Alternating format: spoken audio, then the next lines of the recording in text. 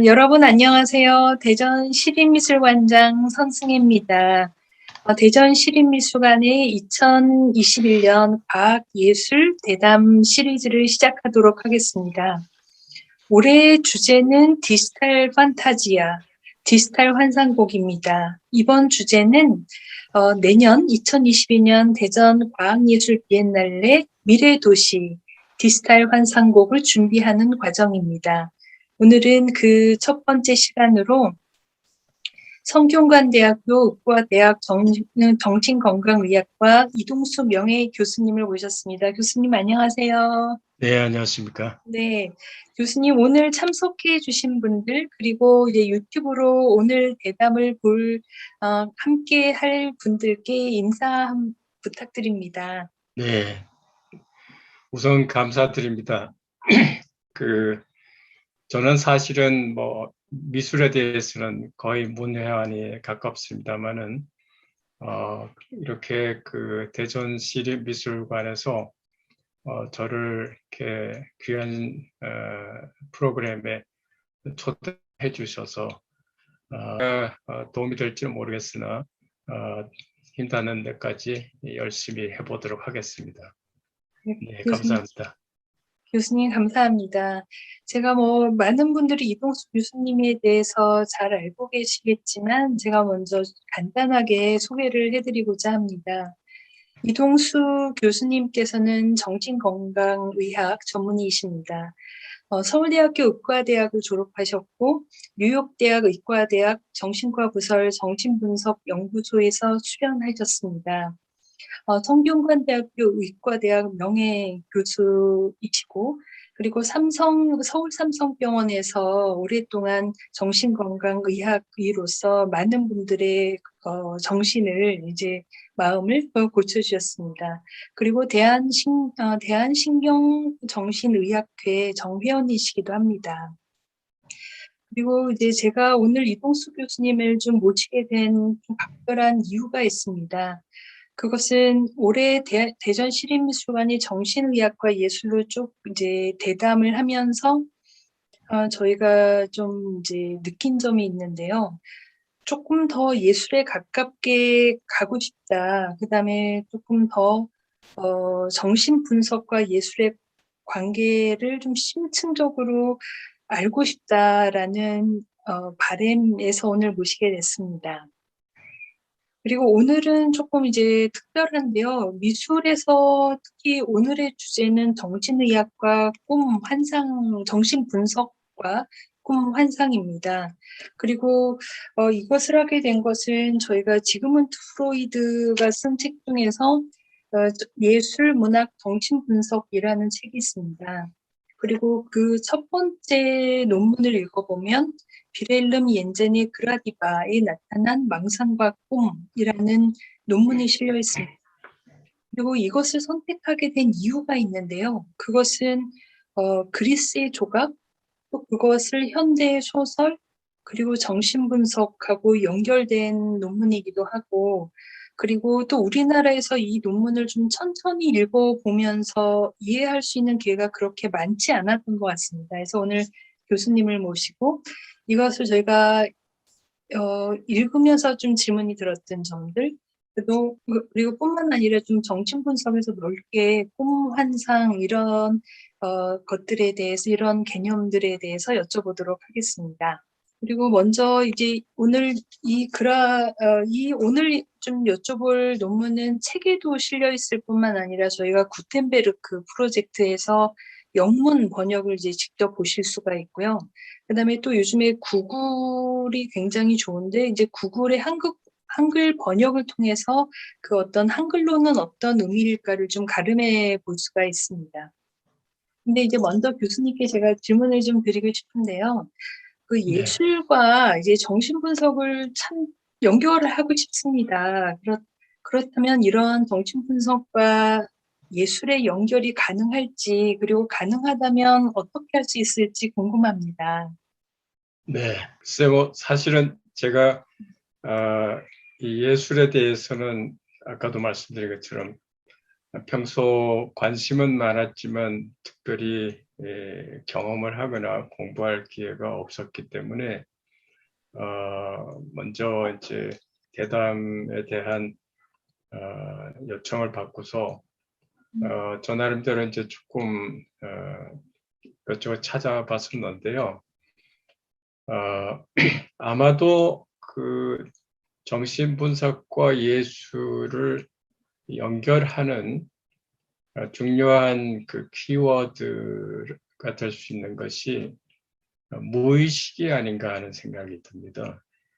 물론 뭐 이 밖에도 다른 연결고리나 또 공통점들이 있을 수가 있겠지만 무엇보다도 아마 무의식이 가장 대표적이지 않나 생각이 되고, 사실 이 무의식은 뭐 아시는 분들도 많으시겠지만 정신분석을 정의하거나 어떤 특징을 말할 때 가장 중요한, 그야말로 무의식을 빼놓고 정신분석을 이야기할 수 없을 정도의 그런 중요한 그런 키워드다, 이렇게 말할 수가 있겠습니다. 그 무의식에 대해서는 뭐 여러분들이 잘 아시겠지만은 문자 그대로 이제 저희들이 의식하지 못하는 것이죠. 그래서 짧게 예를 든다면은 그 프로이드 자신이 이제 그러한 비유를 한 적이 있습니다만, 우리가 이제 밤하늘에 이렇게 별이 반짝반짝 그리고 이렇게 봤을 때 그냥 육안으로 봐서는 그냥 멀리서 보이는 그런 단순히 반짝이는 하나의 조각이다, 이렇게 느낄 수가 있지만은 저희가 아시는 것처럼 이제 천체만원경을 이용해서 이렇게 들여다보면은 거기에는 또 다른 어떤 그 세계가 있는 것처럼 죄송합니다. 그 마치 무의식도 평소에 저희들이 육안적으로 또는 의식적으로 보거나 알 수 없는 내용들이지만은 정신분석과 같은 이런 특별한 방법을 통해서 접근을 한다면은 거기에는 또 다른 많은 우리가 알지 못하는 저희들 자신이면서도 우리 스스로가 잘 알지 못하고 있는 그러한 갖가지의 내용들이 있다 하는 것을 말씀드릴 수가 있을 것 같습니다. 그래서 짧으나마 제가 생각하는 그런 예술도 어떤 면에서는 그와 같은 무의식적인 평소 저희가 의식하지 못하는 그런 어떤 그 특별한 주제나 내용들을 예술적으로 승화시켜서 표출시킨 것이 아닌가 하는 그런 생각을 좀 해보게 됩니다. 말씀하신 대로 사실은 예술, 특히 시각예술에서는 저희가 뭐라고 표현하긴 좀 어렵지만 상당히 무의식적이다. 그다음에 나도 모르게 떠오른 것들을 표현하는 경우가 말씀하신 대로 전체라고 해도 과언이 아닐 정도인 것 같습니다. 그래서 근데 참 무의식을 알고 싶은데 그 무의식을 알기가 참 어렵구나 이런 생각도 들고, 그런데 또 무의식을 표현해낸 것이 예술이라는 어떤 직관 같은 거를 하게 되는 것 같습니다. 그러면 저희가 이제 무의식에 도달하는 방법, 근데 무의식을 표현하는 방법이 굉장히 여러 가지가 있는 것 같습니다. 그래서 그 무의식에 도달하는 방법, 또 표현, 그다음에 저희가 좀 망원경으로 보는 듯한 이런 느낌을 갖는 게 이제 꿈인 것 같은데요. 예술과 그리고 또 이제 꿈이 예술하고도 굉장히 관련이 있다라는 생각이 드는데요. 그렇다면은 정신분석에서 말하는 무의식, 그리고 무의식과 꿈은 또 어떤 관계를 가지고 있을까요? 네. 방금 그 말씀하신 것처럼 그 프로이드 자신이 말한 것처럼 꿈은 무의식으로 통하는 일종의 왕도와 같다. 뭐 영어로 표현한다면은 dream is a royal road to the unconsciousness. 뭐 이런 표현을 썼는데요. 그 왕도라는 게 이제 지금 우리 식의 개념으로 한다면 일종의 고속도로와 같은 것이라고 말할 수가 있겠죠. 그러니까 뭐 서울에서 대전까지 가는데 국도로 해서 간다면은 시간도 오래 걸리고 여러 가지 어렵게 가게 되지만 고속도로로 가게 되면 쉽게 저희가 접근할 수 있는 것과 같은 그런 측면이라고 볼 수 있을 것 같습니다. 그래서 특히 초창기의 정신분석, 프로이드 시대에는 이 꿈이 굉장히 중요한 그런 의미를 가졌고, 아시는 것처럼 프로이드 자신도 자기 분석을 할 때 이 꿈에 대한 해석이나 분석을 통해서 자기 자신을 분석한 것으로 알려져 있겠습니다. 그만큼 이제 정신분석에 있어서 꿈의 의미는 중요한데요. 말씀하신 것처럼 이제 그 꿈은 우리가 흔히들 이제 그 현재몽과 잠재몽으로 이렇게 나누어서 말을 합니다. 즉, 그 저희가 이제 아침에 일어나서나 또는 밤중에 잠을 깨서 기억하는 내용을 저희가 현재몽이라고 얘기를 하고요.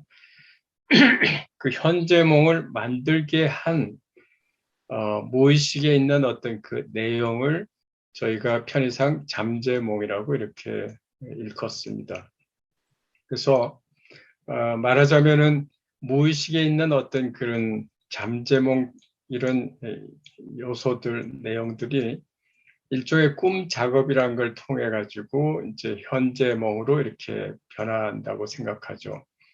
그래서 저희가 알고 있고 기억하는 의식에서 아는 그런 꿈은 현재몽이 될 텐데, 정신분석은 궁극적으로 이 환자의 의식을 아는 것도 중요하지만 무엇보다 무의식을 알고 궁극적으로 환자분 스스로가 자신의 무의식을 깨닫게 하는 이 과정을 이제 흔히 뭐 통찰 또는 깨달음이라고 해서 인사이트라고들 얘기합니다만 그러한 작업을 치료적인 작업을 하는 것이라고 볼 수가 있는데 그러한 관점에서 우리가 현재몽을 통해서 잠재몽 무의식에 그 있는 내용이 무엇인가 하는 것을 이제 찾아 들어가는 거죠.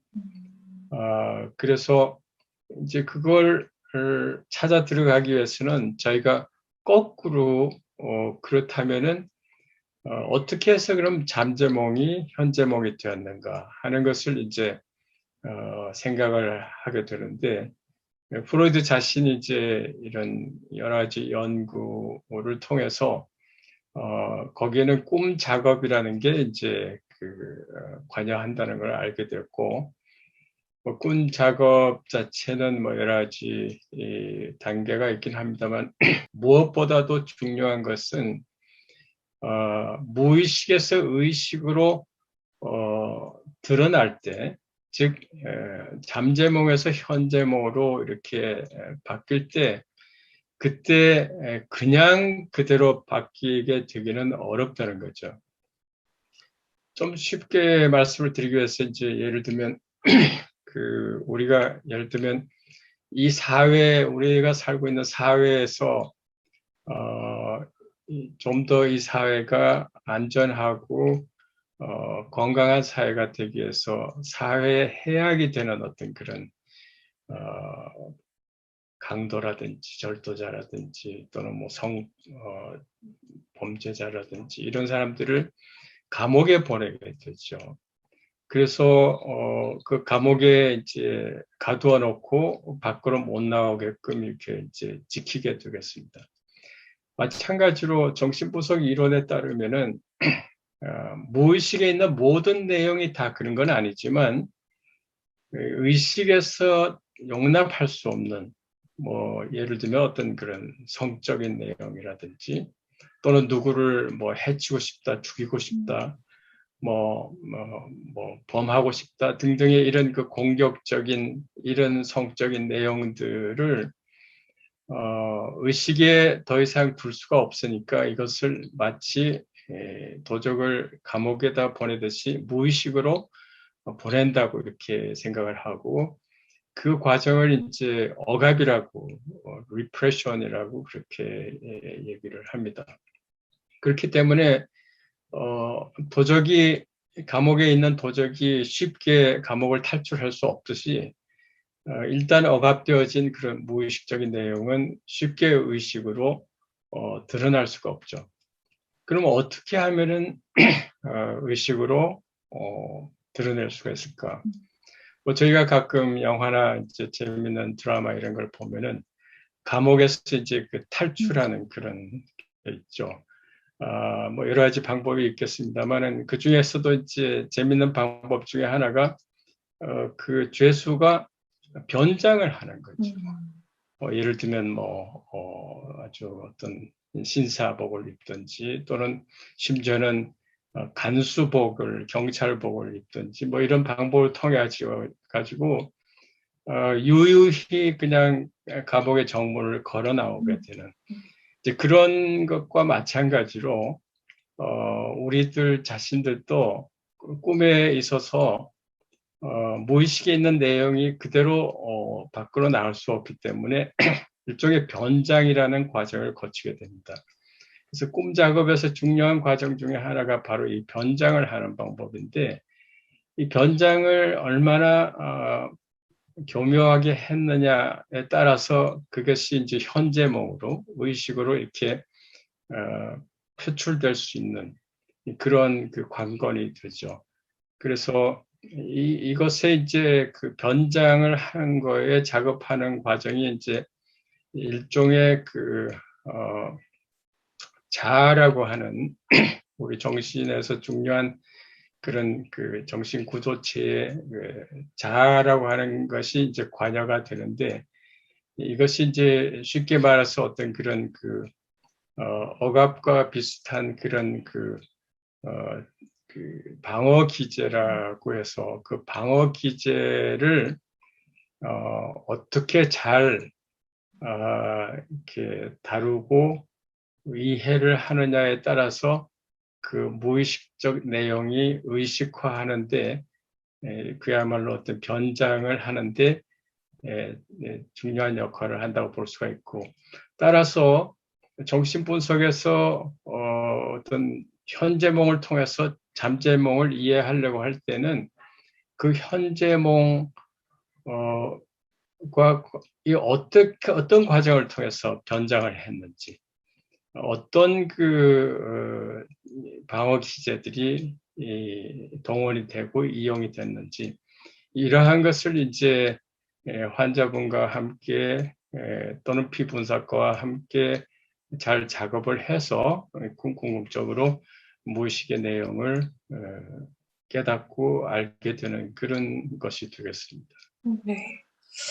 교수님 말씀을 이제 들으니까 예술 창작을 할 때도 굉장히 유사한 과정을 유사한 과정을 거치는 것 같습니다. 그러니까는 무의식 안에 수많은 생각들이 있는데 그거를 다 예술가가 표현을 하기가 어렵기 때문에 이제 변장과 같이 상징도 만들고 사회 예술계에서 통용되는 방식으로 바꾸어서 표현을 하는 경우가 좀 많은 것 같습니다. 그래서 이제 그것을 잠재몽에서 현재몽처럼 꼭 예술가들은 마치 자기의 무의식에 있는 잠재되어 있는 수많은 생각들을 시각예술을 시각적인 표현으로 현재에서 보여줄 수 있는 형태로 마치 표현해내는 것과 굉장히 유사한 이제 관계라고 연상이 됩니다. 그런데 이제 아까 말씀하시는데 이제 정신분석가 또 혹은 이제 정신의학을 하는 의사 선생님들께서는 이제 정신분석에서는 열심히 그 듣는 과정을 중요하게 생각하시는 것 같습니다. 그렇다면은 이제 그 과정이 미술사학자들은 열심히 예술 작품을 보는 걸 하는 것과 굉장히 또 유사하게 느껴지는데요. 그렇다면은 정신분석에서 이렇게 듣는다는 것은 과연 무엇인지 궁금합니다. 네. 뭐 저는 사실 아까도 말씀드린 것처럼 이제 미술 사학자들이 그 미술 작품을 어떻게 보는지에 대해서는 잘 알 수가 없습니다. 아마 성관장님의 도움이 필요하리라고 생각이 됩니다만 정신분석 과정에서 이제 듣는다 하는 것은 아까도 말씀드린 것처럼 환자분이 말씀하시는 이제 내용을 뭐 일반적으로 저희들이 이제 자유연상이라는 그런 표현을 쓰는데요. 그 자유연상을 예를 들면 일종의 아까 말씀드린 그 현재몽과 같은 그런 역할을 하는 것이죠. 그래서 그 현재몽 자유연상을 들으면서 그걸로 끝나는 게 아니라 그것이 갖는 어떤 무의식적인 의미, 이제 현재몽의 자유현상을 통해서 그 환자분이 갖고 있는 또는 경험하고 있는 무의식의 내용을 듣는다. 아마도 이렇게 표현을 할 수 있지 않을까 싶습니다. 근데 이제 한 가지 그 듣는 것보다는 이제 덜 하긴 하지만은 환자분이나 저희들 자신들이 꼭 말로만 하는 게 아니라 어떤 그 행동을 또는 행위를 하는 경우들이 있어서 흔히 그 non-verbal communication, 비언어적인 어떤 그 의사소통을 하는 경우들이 있는데 이런 경우에는 역시 듣는 것뿐만 아니라 이제 본모로서 예를 들면 환자분이 어떠한 주제에 대한 내용을 할 때면 의례껏 자기의 귓볼을 만지더라든지 또는 코를 킁킁거린다든지 등등 이러한 행동이나 행위를 통해서도 이 사람의 어떤 그런 무의식이 어떻게 연결되고 궁극적으로 그 무의식의 내용이 뭔가 하는 것을 알아가는데 중요한 수단이 될 수도 있다고 생각이 됩니다. 정말 그 알면 알수록 정신분석에서 관심을 갖고 있는 부분하고 저희 미술, 특히 현대미술에서 갖고 있는 관심의 부분이 굉장히 유사한 점이 많은데요. 그저 예전 19세기까지는 미술, 파인아트 하면은 시각 예술, 그래서 어떤 공간 안에서의 시각을 만들어내는 데 집중을 했다고 한다면 20세기에서는 보는 것, 시각적인 표현뿐만 아니라 마치 아까 표현하신 것처럼 행동을 그러니까 퍼포먼스라고 하는 것들이 시각예술하고 굉장히 관련이 되면서 어떤 행동들을 하는 것과 이제 결합을 시키는 것 같습니다. 그리고 특히 예술가 그 말씀하신 부분 중에서 이제 자유연상이라는 것이 굉장히 저는 흥미로운데요. 그것이 예술가에게 만약 무엇이 가장 중요하냐라고 묻는다면 그냥 아마 많은 사람들이 표현의 자유라고 얘기하는 것 같습니다. 그래서 어떤 자유로운 연상이 나오고 또 자유로운 표현을 하는 것이 인간의 자아가 갖고 있는 굉장히 중요한 본질 중에 하나겠다라는 생각을 해봅니다.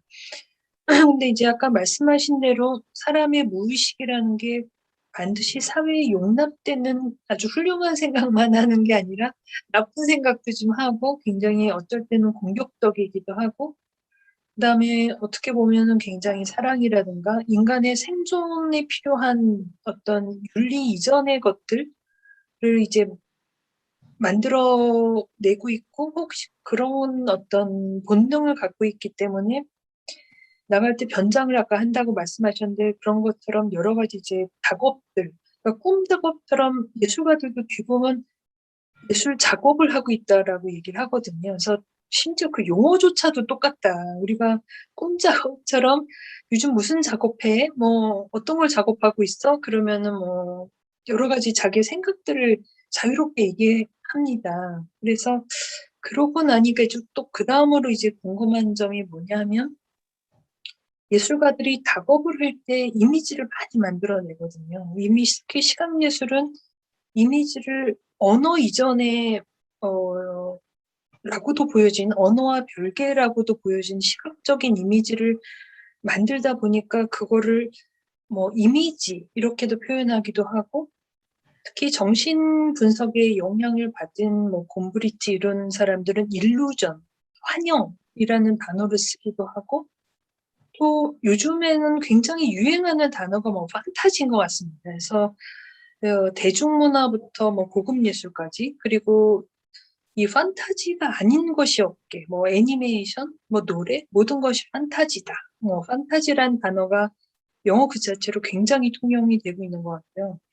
근데 또 이제 디지털 예술이 특히 인공지능 예술이 막 급속도로 발전하면서 특이한 현상 중에 하나는 인공지능의 데이터를 활용해서 만든 사람들이 환각, 환청, 환시 이렇게 의학에서 사용했던 단어들을 작품의 제목으로 활용하는 경우까지 나타나고 있습니다. 근데 가만히 보면 예술가들이 만들어낸 이미지가 반드시 현실하고 일치하는가 일치하지 않은가라는 질문을 해보면 어떻게 보면 좀 망상적일 때도 있고 뭐 막 일루전, 환영이냐 망상이냐 요 뭐 경계에 있는 작품들도 굉장히 많은 것 같습니다. 그렇다면 정신분석에서는 뭐 망상, 환각, 판타지 이런 것들을 어떻게 구별해서 사용하고 계신지가 좀 궁금하고요.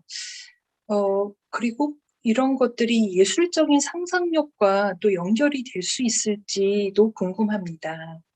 네.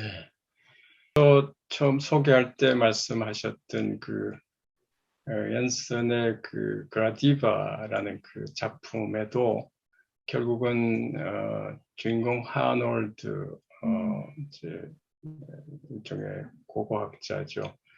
이분이 이제 결국은 어릴 때 자기가 어릴 때부터 만나서 이제 커서도 성인이 된 이후에도 이제 연모해온 그 한 여인 조에 베르트강이라는 그 여인에 대한 연모의 감정을 이제 결국은 의식에서 받아들이고 현실에서 그걸 구현할 수 없었던 뭐 그 이유가 뭔지는 작품에도 분명하진 않지만 하여튼 결과적으로 그게 잘 이루어지지 못함으로 인해서 이분이 처음에는 환상으로 시작을 해서 나중에 이제 꿈도 꾸고 궁극적으로 이제 망상에까지 이렇게 연결되고 거기서도 일종의 그 환시,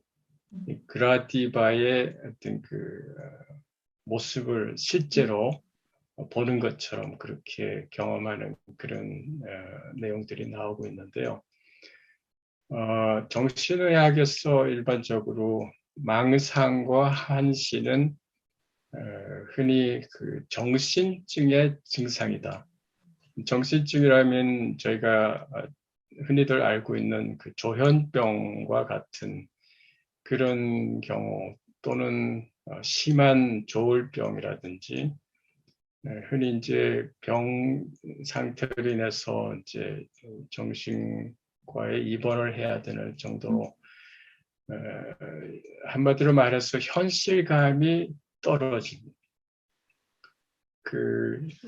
뭐 그라디바의 그 주인공 하놀드는 이 망상 자체가 그렇게 오랜 기간 동안 지속이 되진 않았지만 조현병이나 심한 조울병 같은 경우는 치료를 하지 않으면은 장기간에 걸쳐서 계속해서 지속되고 반복되는 그런 망상과 환각을 경험하게 되는데요.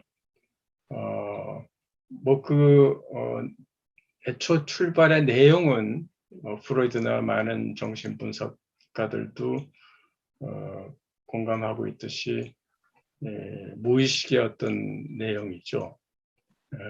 그것이 말씀하신 성적으로나 또는 공격적인 것이나 또는 기타 어떤 것이든지 의식에서 용납할 수 없고 현실에서 용납할 수 없는 그런 내용들인데 이제 그것이 흔히들 정신의학이나 정신분석에서는 약한 자아를 만나서 그 약한 자아라면 자아가 무의식의 어떤 그 힘을 통제할 수가 없는 상태가 되는 거죠. 그래서 어떻게 보면은 정신증 상태라고 하는 조현병 환자들에서 보이는 그런 망상 환각이 보이는 이런 상태는 하나의 사회로 따지면 어떤 무정부 상태와 같은 그런 상태다 이렇게 비유를 할 수도 있을 것 같습니다. 그래서 그 본질적인 내용은 무의식의 내용은 같지만 약한 자아에 의해서 생겨난 일종의 의학적 관점에서 말한다면 병리적인 어떤 증상이라고 말할 수가 있겠고요. 반면에 환상은, 판타지는 건강한 것이죠. 그리고 다분히 현실을 기반으로 하고 있는 것이고 현실감을 유지하고 있는 것이다 이렇게 볼 수가 있겠습니다. 예를 들면 저희가 연극이나 좋은 영화를 보면은 그것을 보고 있는 동안에는 완전히 그 작품에 몰입하고 빠져서 마치 그 세계, 연극이나 영화 안의 세계가 거기에 완전히 동화되고 하지만 그럼에도 불구하고 그것이 완전히 현실이라고 믿지는 않고 저희 정신이나 뇌의 어떤 다른 부분에서는 그러나 이거는 어디까지나 가공적인 현실이야 하는 것을 끊임없이 알려주고 있습니다. 그것을 우리가 흔히 그 현실감, 좀 더 전문적인 용어로는 리얼리티 테스팅이라고 하는 그런 의학적인 용어가 있습니다만 그것이 작동을 하고 있느냐 못하느냐에 따라서 한쪽은 망상과 환각으로 경험되어지고 한쪽은 환상으로서 경험되어지는 것이죠.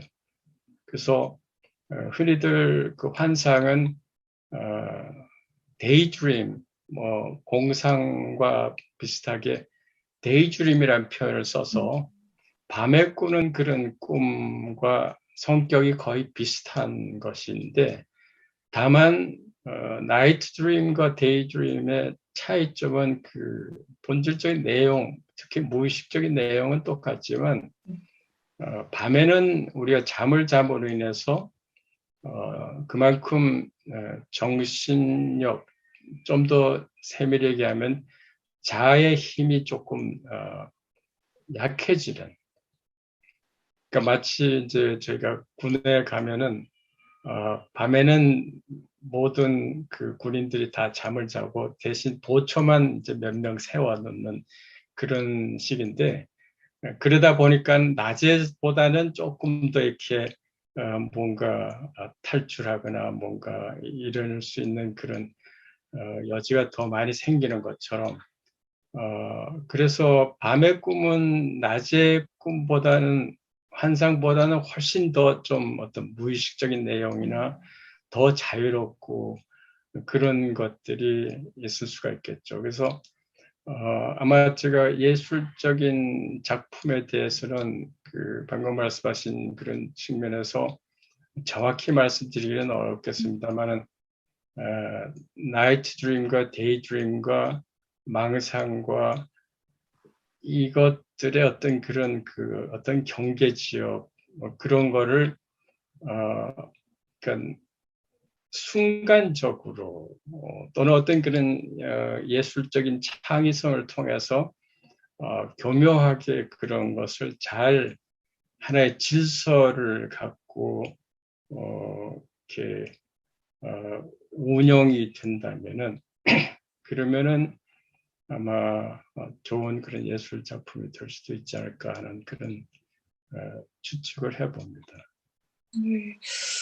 말씀을 이제 들으니까 조금 더 구별이 이제 되면서 사실 현실감이 있느냐 없느냐, 그다음에 건강한 자아가 어떤 환상을 만들어낼 수 있느냐 없느냐, 그다음에 어떤 상상력, 창의력과 같고 그 예술만의 질서를 만들어냈을 때 어떤 예술적 환상, 그리고 그것이 사람들을 매료시키는 점이다라는 이제 생각이 들고요.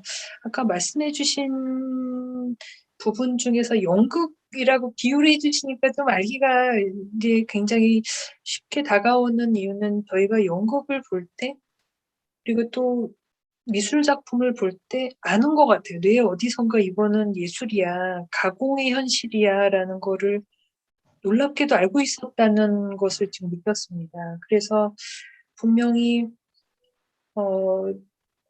현실이 아님에도 불구하고 환상임에도 불구하고 순간 몰입해서 경험을 하면서도 그게 현실과 다르다라는 어떤 경계를 자유롭게 넘나드는 경험이 좀 예술적 감상이었고, 또 경계를 넘나들면서 만들어낸 사람들이 예술적 창작이었겠구나라는 이제 생각을 해보게 됩니다.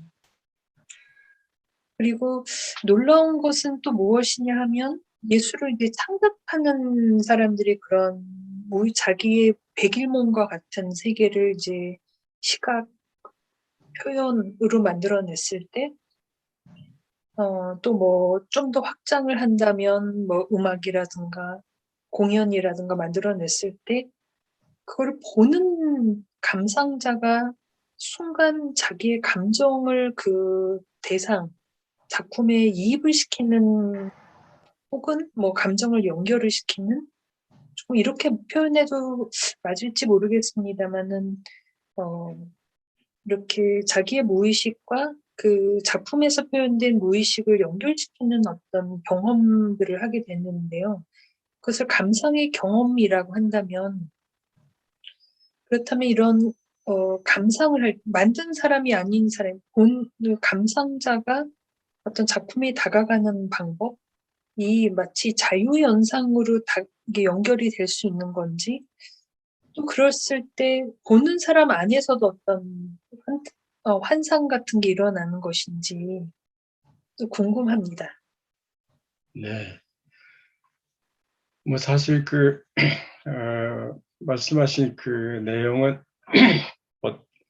저로서는 거의 문외한이라 정확히 말씀드리기가 어렵겠습니다만은 그 비슷하게 저희가 이제 정신분석 치료 과정에서 이제 그 자유현상을 이제 환자분이나 비분석가가 하게 되는데, 이게 말씀드린 것처럼 아주 중요한 하나의 어떤 그런 무의식에 접근하는 수단 방법이죠. 참고로 초창기에는 이제 프로이트가 자기 자신도 자기 분석을 이제 주로 꿈에 의해서 의존해서 했던 것처럼, 초창기 정신 분석에서는 꿈의 비중이 굉장히 컸지만은 그 이후 이제 최근에 오면서는 역시 여전히 꿈이 무의식을 통하는 고속도로이면은 틀림이 없지만, 그것뿐만이 아니라 다른 어떤 그런 것들도 잘 보고 이용하면은 무의식에 접근하는 고속도로가 될 수 있다, 이런 생각들을 이제 지금은 하고 있습니다.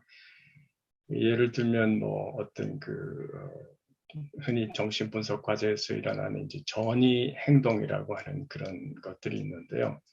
그래서 그런 어떤 예를 들면은 평소에 굉장히 조용하고 점잖은 사람이 뜻하지 않게 굉장히 어떤 뭐 화를 내고 격한 행동을 하고 뭐 이런 걸 했을 때 이제 그것이 어떤 나름 평소에 감춰져 있던 어떤 무의식적인 내용이 이제 그런 전이 행동을 통해서 드러난다든지 등등 해가지고 이제 다른 여러 가지 수단들을 아까 말씀드린 판타지 이런 환상의 내용도 그 중에 들어갈 수가 있고 한데 주로 이제 많이 쓰여지는 내용이 자유현상이죠. 그래서 예술 작품을 통해서 감상자들이 어떤 자유현상을 하는 그 과정에 대해서는 정확히 잘 모르지만 그 정신분석 치료 상황에서 이제 자유현상은 환자분이 그냥 혼자서 겉으로 보면 이제 떠들고 있는 것처럼 보입니다, 사실은. 그러나 이제 정신분석 치료 과정을 좀 더 이렇게 체계적으로 과학적으로 이렇게 분석을 해보면은 거기에는 그 중요한 개념 중에 하나가 이제 치료 동맹이라고 하는 개념이 있습니다. 흔히 영어로는 therapeutic alliance 또는 뭐 working alliance 이런 표현을 쓰게 되는데 치료 작업의 동맹을 그러니까 환자분도 또는 피분석가도 궁극적으로는 그 분석 치료를 받으러 올 때는 뭔가 자기도 자기를 개선하고 싶고 그 개선하는 방법으로서 자신의 무의식을 깨달아야만 그것이 개선된다 하는 것을 전제로 하고 있기 때문에 자기도 모르게 꼭 의식하지 않더라도 무의식적으로 그러한 정신분석 치료적인 방법에 동맹을 하는 것입니다. 같이 힘을 합치는 것이죠. 사실상 이게 되지 않으면 거의 정신분석 치료는 될 수가 없습니다. 우리 속담에 열길 물속은 알기가 쉬워도 한길 사람의 마음속을 알기는 어렵다는 그런 말이 있듯이 환자분이 자기가 자기의 어떤 그런 것을 드러내 보여주지 않으면 도저히 분석가가 알 길이 없죠. 그래서 그렇다고 해서 그러면 피분석가나 환자분이 그걸 그대로 모두 다 드러내느냐. 아까도 말씀드린 것처럼 그 꿈의 현재몽처럼 그냥 그대로 순진하게 무의식적인 잠재몽의 내용을 드러내는 건 아니거든요. 그건 변장된 어떤 그런 현재몽을 드러내는데 이제 그걸 드러내지 않으면 도저히 분석가도 분석 치료 작업을 할 수가 없죠. 그러나 그걸 드러내는 게 이제 결국 자유현상으로 이렇게 나타나는 것이고 그 자유현상을 잘 이렇게 분석해 들어가면은 거기서 이제 그 잠재몽으로 즉 무의식의 어떤 그런 내용으로 접근을 할 수가 있는 것이 되겠습니다. 그래서 이런 관점에서 본다면 얼핏 제가 그냥 추측해 보기로는 예술을 감상하는 감상자들이 갖는 자유현상도 어떤 면에서는 그 작품을 만든 그 예술가의 어떤 그러한 그 예술적 작업에 같이 어떤 형태로든지 그것이 같이 이렇게 일종의 동맹 형태, 작업의 동맹 형태가 되어서 거기서 이제 어떤 그런 그 예술적인 감흥이나 여러 가지 경험들을 하게 되는 것이 아닐까 조심스럽게 이제 그렇게 추측을 해보게 되겠습니다. 정말 교수님 말씀에서 치료 동맹이라는 단어가 아주 인상적인데요. 어떻게 보면 저희가 예술을 감상할 때 예술가와 예술 감상자가 예술적 동맹을 맺고 있는 것 같다. 그래서 예술가가 표현하려고 했던 무의식의 세계로 같이 들어가서 이해하는 어떤 정신의 여정을 함께 하는 것 같다. 그래서 예술적 동맹이라고 표현을 한번 해보니까 굉장히 예술가들의 작품과 나와의 관계가 아주 되게 어떤 그 다음 단계로 가는 굉장히 중요한 관계다라는 이제 생각을 하게 됐습니다. 그래서 그전에는 사실 예술 작품이 있고 예술 감상자는 굉장히 수동적으로 뭐 그냥 미술관에 가면 그림을 보고 나오고 이렇게 수동적으로 느껴졌던 적이 많은데 예술가와의 동맹이라고 생각을 하면 예술 감상 자체도 굉장히 다른 가치를 가질 수 있을 것 같습니다. 그런데 이제 정신분석에 제가 이제 조금 깊게 관심을 갖고 있는 이유, 또 넓게는 정신의학과 예술을 연결하려고 하는 시도를 하게 된 계기가 있습니다. 그것은 예술이 아주 오랫동안 뭐 카타르시스라고 부르기도 하고 이렇게 억압된 감정을 좀 해소시켜주는 역할, 그런 것들에 이제 좀 착안을 했던 것 같습니다. 그래서 아마 저희가 무의식 안에 억압되었던 것들, 그래서 좀뭐 발현몽이나 현재몽이나 좀 다른 것들로 표현할 수밖에 없었던 억압했던 것 중에서 감정이 있는지 궁금합니다. 그 이유는 제가 이제 미학을 공부하다 보니 미학에서 그리고 또 예술에서 굉장히 중요한 게 감정인데 감정 중에서도 억압된 게 있는 것은 아니었을까. 그렇다면 이 억압된 감정을 다 표현하고 살기에는 또 이제 사회에 적응을 해야 되기 때문에 이 억압된 감정을 해방시키는 건 예술로 가능할까라는 생각을 한번 해보게 되는데요. 혹시 이런 점에 대해서는 어떻게 생각하시는지요? 네. 그 프로이트는 처음부터 끝까지 정신분석에서 가장 중요한 대상은 감정이라고 얘기를 했어요. 그러니까 단순히 어떤 그런 생각이나 사고, 이것은 어떻게 보면 훨씬 덜 중요하다. 따라서 그 요즘 보면은 이제 그 정신의학에서 또는 정신치료 분야에서 인지치료라고 하는 그런 분야가 있는데요. 이 분야는 주로 그 어떤 그 사고라든지 생각, 이런 인지적인 그런 부분에 초점을 맞춰서 치료를 하는 것이고, 이와는 달리 이제 정신분석 치료와 같은 흔히 정신역동 치료 또는 정신역동 정신의학 뭐 이런 표현을 씁니다만, 이것이 인지적 정신치료와 큰 차이점이 바로 이런 감정을 얼마나 중시하고 그것을 주 타겟으로 하고 있느냐, 이런 점에서 큰 차이가 있다, 이렇게 볼 수가 있습니다. 그래서 처음부터 끝까지 프로이드는 굉장히 그 감정, 영어로는 affect 또는 emotion, feeling, 뭐 여러 가지로 표현이 되겠지만, 그것이 없는 그런 깨달음은 의미가 없다. 얼핏 깨달음이라고 하면은 저희들이 인지적으로 깨닫는 것처럼 생각할 수 있는데,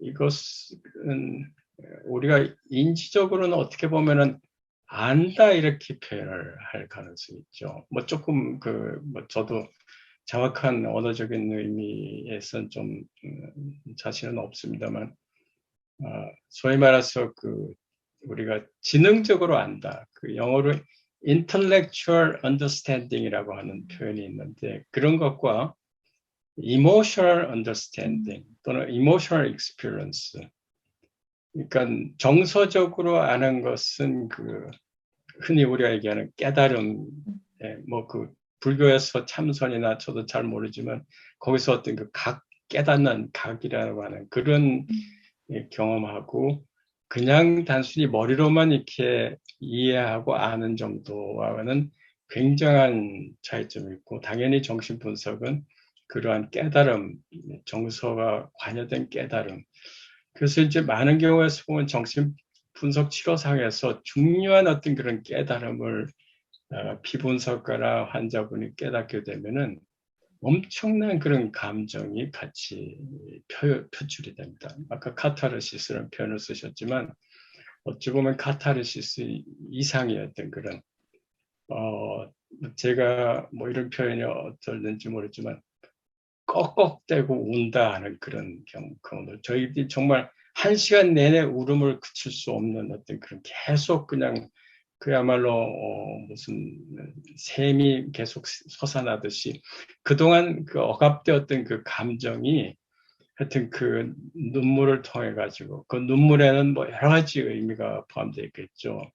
분노도 있고 슬픔도 있고 뭔가 기쁨도 있고 뭐 여러 가지 그 복합적인 그런 그 궁극적으로 그 상처로 인해서 생겨난 어떤 그런 병리적인 것이 이제 해결되는 그 과정에서 하여튼 엄청난 그런 감정적, 정서적 체험을 하게 되는 것이거든요. 그래서 당연히 정신분석 치료에서 그 감정이라는 건 굉장히 중요하고 억압되어 있던 것의 주 대상이 단순히 어떤 그런 생각이 아니라 그 생각에 연결된 감정이 주체다.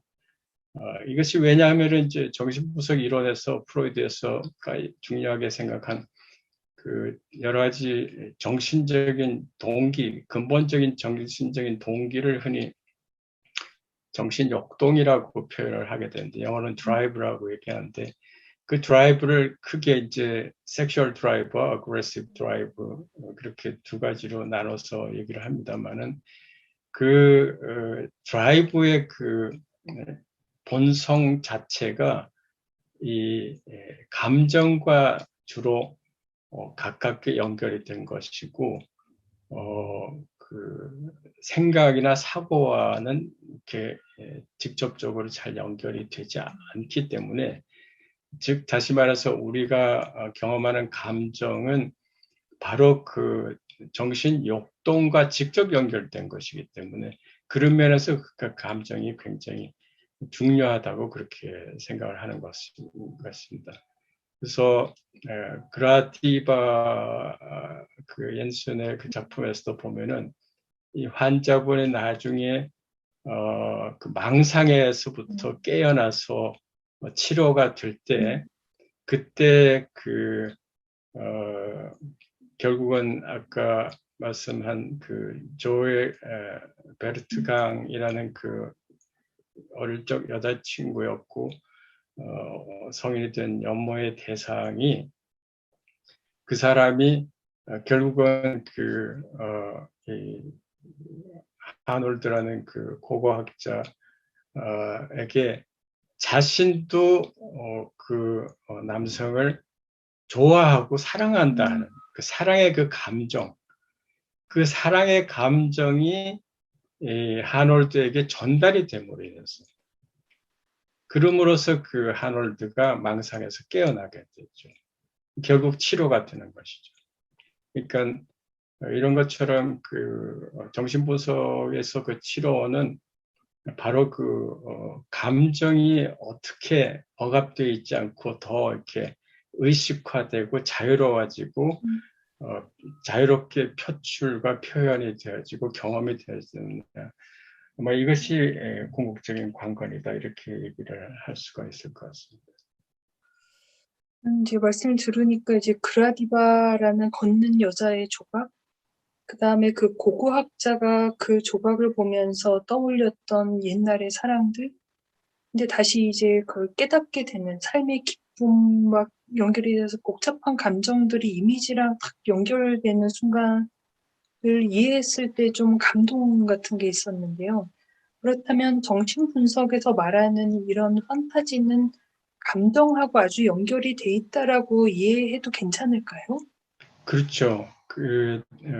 그런 감동이나 정서가 관여되지 않은 환상은 아마 뭐 좀 이런 표현이 어떨지 모르지만 죽은 환상이다 이렇게 심지어는 표현을 할 수 있지 않을까 싶습니다. 그렇다면은 진짜 너무 감동적인 말씀인 것 같습니다. 미학에서 제일 중요한 거는 감정이 사실 19세기 전까지는 항상 이성의 부속적인 것이었고 소외된 것이었다.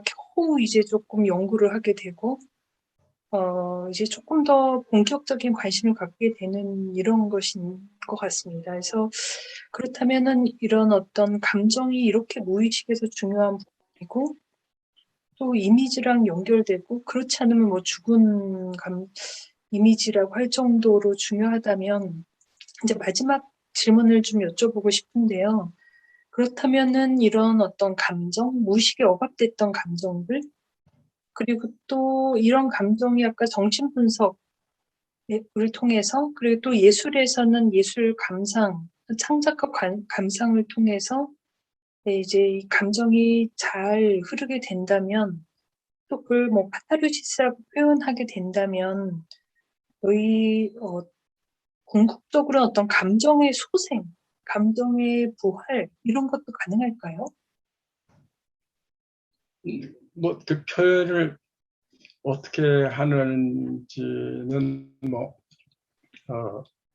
사람마다 생각이 다를 수는 있겠지만 궁극적으로 그 무의식에 억압되어져 있던 그 감정, 물론 뭐 일부 사고도 거의 연결된 사고도 해방이 되긴 하겠지만 그 감정 자체가 이렇게 해방됨으로 인해서 글쎄 뭐 한글말로 해방이 적절한지 모르겠습니다. 뭐 방출, 해방, 뭐 표출, 표현, 영어로는 아마도 뭐 liberation, 뭐 이렇게 좀 자유롭게 된다. 자유롭게 된다. 마치 아까 제가 말씀드렸던 죄수가 뭐 감옥에 뭐 10년, 20년, 30년 갇혀서 살고 있다가 거기서 풀려났을 때 어떤 그런 느끼는 그런 심정이라고 해야 될지 모르겠습니다만 하여튼 어쩌면 그 이상의 어떤 그런 실제로 많은 정신분석 치료를 받는 환자나 피분석가들이 만약 그분의 그 나이가 뭐 40, 50, 60이라면 거의 그 나이만큼 그대로 억압되어져 왔던 그 감정이 그야말로 자유롭게 해방되고 방출되는 것이거든요. 뭐 그런 의미에서 예술적인 그런 카타르시스와 연결이 될 수도 있지 않을까 그렇게 조심스럽게 생각을 해볼 수 있을 것 같습니다. 오늘 벌써 이렇게 말씀을 듣다 보니 궁금했던 점들을 좀 하나하나 정신분석의 에서 궁금했던 점에 대해서 이동수 교수님께 좀 여쭤봤습니다. 그랬더니 이제 결국 마지막에 조금 이제 도달하게 되는 점은 감정이 이렇게 소중한 것이었구나라는 것을 알 수 있었고 또 정신분석의 어떤 방법론을 말씀해 주셨는데 정신분석의 방법론을 예술에 적용을 해도 충분히 거의 무리가 없을 정도로 같은지 않은가라는 생각도 하게 됩니다. 그래서 오늘 이제 많은 분들이 1시간 동안 이동수 교수님과 함께 정신분석, 꿈, 환상에 대해서 한번 이제 같이 이야기를 들어봤습니다. 그래서 오늘 이렇게 귀한,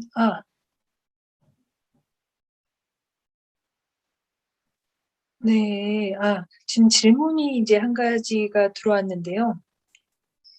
마지막에 이런 그라디바의 생각들이 아마 제가 첫 번째로 왜 미래도시, 디지털 환상곡의 그라디바, 그리고 이동수 교수님의 대담을 맨 처음에 했는지에 대해서 조금 이제 질문을 주셔서 그 부분에 대해서 이제 제 말씀을 좀 드리고 마지막 이동수 교수님의 마지막 전체 소감을 좀 들어보려고 합니다. 저희가 이제 디지털 환상, IT 기술이 굉장히 빠른 속도로 발전하고 있는 거 하나, 그 다음에 우리가 지금 팬데믹을 겪으면서 굉장히 정서적, 감정적인 면에 대해서 자기 성찰을 하고 있다는 점 하나, 그다음에 마지막으로는 그런데 왜 정신의학이냐, 왜 정신분석과 예술을 연결하려고 하느냐라는 이유가 아마 마지막으로 좀 제가 지향하는 바이기도 한데요.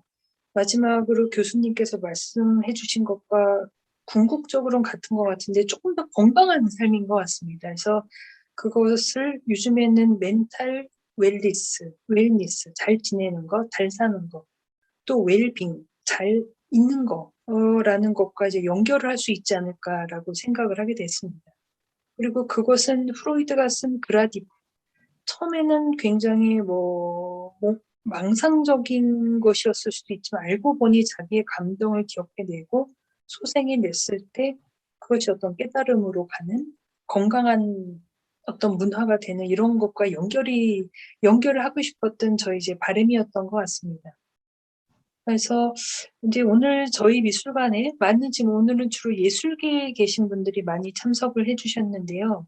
그럼 오늘 전체 이제 대담을 마무리를 하면서 예술계에 있는 분들께 이동수 교수님 마지막 인사 한 말 겸 한 말씀 부탁드립니다. 예, 감사합니다. 말씀인 것처럼 저희들의 그 정신 세계는 아직도 충분히 다 이해되어지고 과학적으로나 또는 사상적으로 밝혀졌다 이렇게 말할 수가 없죠. 그 농담처럼 얘기들 하지만 지금 의학에서 모든 장기를 심지어 심장까지도 이식을 하거나 인공심장을 만들어내지만은 뇌는 아직도 이식도 못하고 인공뇌를 AI니 요즘 그런 것들이 나오곤 있지만 아직도 근접하기에는 세월이 오래 영원하다 이런 표현들을 쓰고 있습니다. 의학계에서는 이제 뉴로사이언스라고 해서 소위 뇌 과학에 대한 것들을 많이 접근하고 또 전통적으로 지금도 그렇지만 많은 철학가나 사상가들, 아마 예술가들도 물론 어떤 그런 심미적인 그런 또 다른 또 창의적인 그런 분야가 있긴 하지만 어찌 보면 궁극적으로 어떤 인간의 어떤 그런 정신 세계를 탐구하는 그런 부분도 있지 않나 이런 생각을 합니다. 그래서 아직도 저희가 미완의 그런 분야이고 따라서 이제 정신 분석이나 정신의학에서도 흔히들 이제 정신 분석가가 하는 작업은 사이언스도 있지만은 아트가 필요하다 이런 표현들도 하고 있습니다. 그래서 단순히 과학적, 학문적으로만 접근할 수 없는 어떤 그런 부분이 있고 그런 면에서 아마 상당히 오늘 이 시간이 저한테도 많이 공부가 되지 않았나 생각이 들고요. 마지막으로 제가 알고 있기로 프로이트가 상당히 자신의 어떤 그런 과업에 대해서 스스로 자랑스러워했지만 그 못지않게 늘 존경하고 부러워했던 대상이 예술가들이었다 이렇게 알려져 있습니다. 그래서 그런 면에서도 또 다른 그런 감회가 있는 것 같습니다. 네, 고맙습니다. 고맙습니다. 오늘 이제 긴 시간 동안 2021년 대전시립미술관 과학예술대담 미래도시 디지털 환상곡의 그 첫 번째 시간 성균관대학교 의과대학 정신건강의학과 명예교수님 이동수 교수님을 모시고 정신분석과 꿈, 환상에 대해서 이야기를 나눠보았습니다. 오늘 이 자리를 해주신 여러분들께 감사를 드리고요. 또 오늘의 어떤 대담을 계기로 해서 조금 더 많은 생각들, 그 다음에 상상들, 창의력들이 솟아났으면 좋겠습니다. 오늘 귀한 시간을 내주신 이동수 교수님께 다시 한번 감사드립니다. 고맙습니다. 네, 고맙습니다. 감사합니다. 감사합니다.